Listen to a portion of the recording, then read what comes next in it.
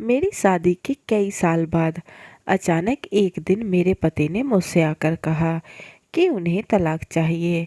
मेरे मना करने पर वो अलग कमरे में सोने लगे। फिर कुछ दिन बाद अचानक रात में उनके कमरे से अजीब अजीब आवाज़ें आने लगी।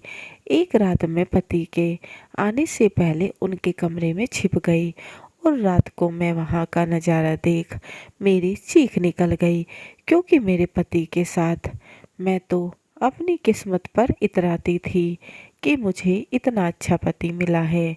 लेकिन फिर कुछ ऐसा हुआ, मेरे सारे सपने एक पल में टूटकर बिखर गए। मेरा नाम सलोनी है। मेरी शादी एक बहुत अच्छे परिवार में हुई थी। मेरे पति बहुत सज्जन स्वभाव के थे। मैं तो अपने आप को नसीबों वाली समझती थी। इतना अच्छा पति और परिवार पाकर मेरे पति मुझे बहुत प्यार करते थे। अब हमारे 2 बच्चे भी थे। हमारी शादी को 14 साल हो गए थे। हर खुशी मुझे उन्होंने दी। मैं भगवान से अपने लिए इससे अच्छा पति नहीं मांग सकती थी। मेरी बेटी 12 साल की और बेटा 9 साल का है।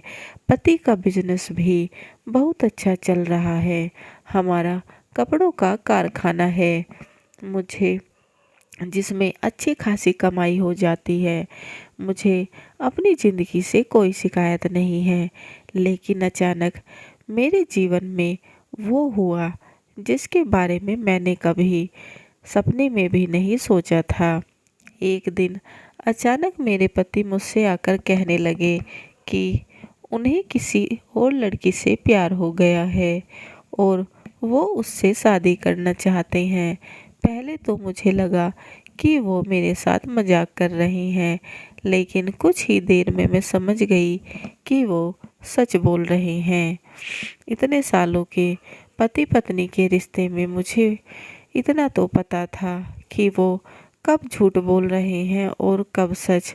लेकिन इतने दिनों तक मैं कैसे धोखा खाती रही। उनका शादी के बाद किसी और महिला के साथ संबंध था और मुझे पता भी नहीं चला। या तो वो दिखावा कर रहे थे या बहुत चालाक थे, जो इतने दिनों तक मुझसे सच छिपा कर रख सके। मेरे मन में यही सब चल ही रहा था कि वो बोले कि उन्हें तलाक चाहिए।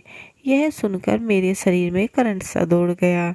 14 साल का साथ बिताने के बाद उन्हें तलाक चाहिए। मैंने कहा, आप यह क्या बोल रहे हैं? आप नशा करके तो नहीं आए?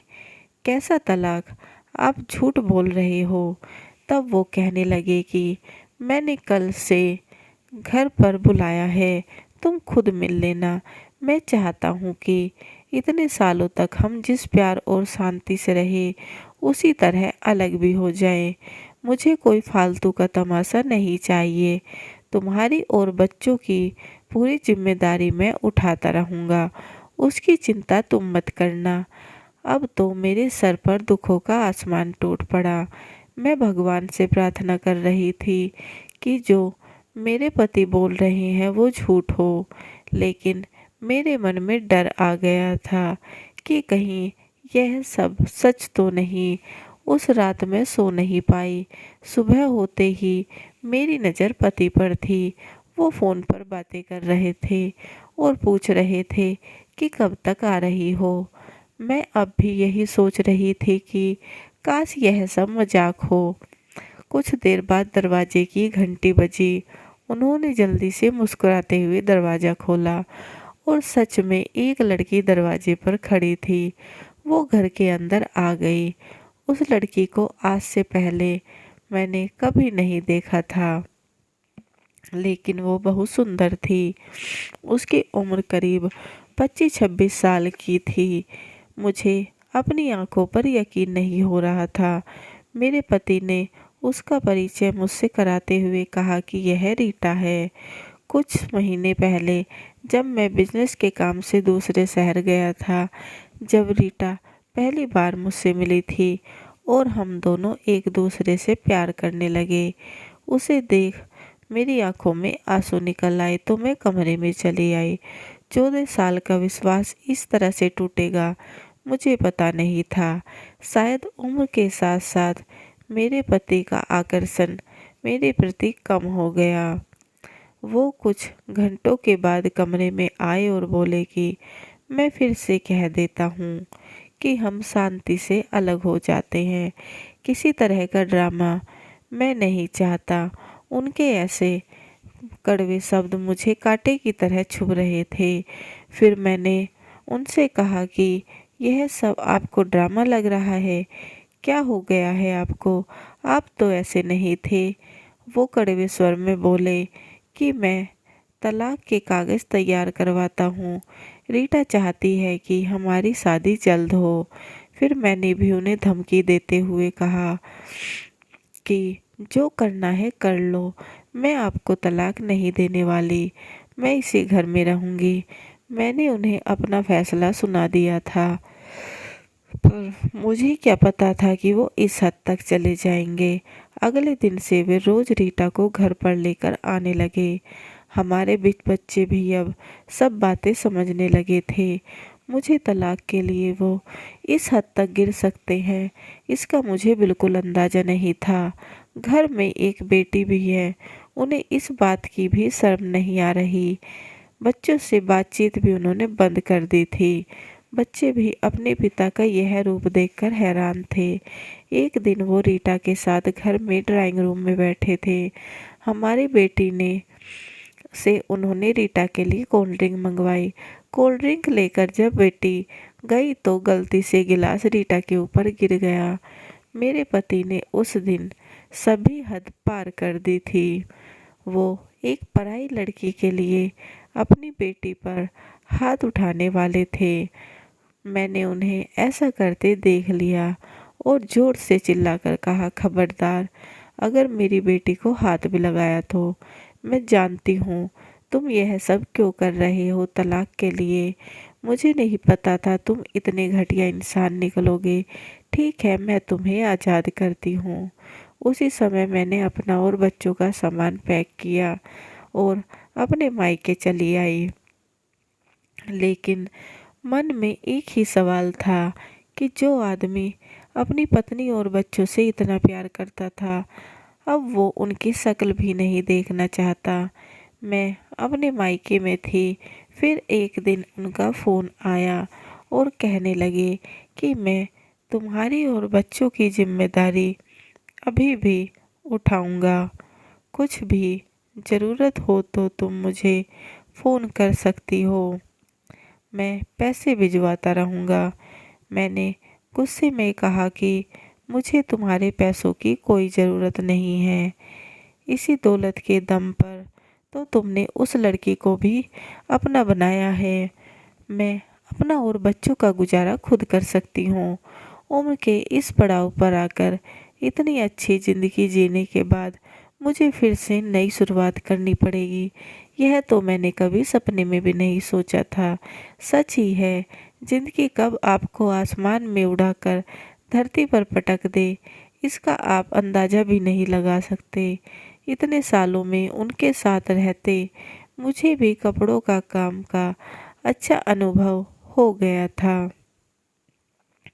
इसलिए मैं भी अपने ही घर से कपड़ों का काम शुरू करना चाहती थी। लेकिन अब मैं उस इंसान से पैसों की मदद लेना नहीं चाहती थी। बीच बीच में उसका फ़ोन मुझे आता रहता था और हमेशा कहता, चाहो तो तुम मुझसे पैसे ले सकती हो। नया काम शुरू करना है तो मैं पैसे दे दूंगा। लेकिन अब मुझे उसकी मदद लेना कतई मंजूर नहीं था। मैंने उससे कहा, अब मेरी नहीं, तलाक की फिक्र करे। समय पंख लगाकर उड़ता गया। मैंने मायके वालों की मदद से अपना छोटा सा काम शुरू कर लिया था। अब कुछ दिनों से मेरे पति का फ़ोन बंद आ रहा था, लेकिन मैंने इस बात पर ज़्यादा ध्यान नहीं दिया। वैसे भी अब उनसे बात करने जैसा कुछ बचा ही नहीं था। हमारे तलाक होने में अभी कुछ समय बचा था।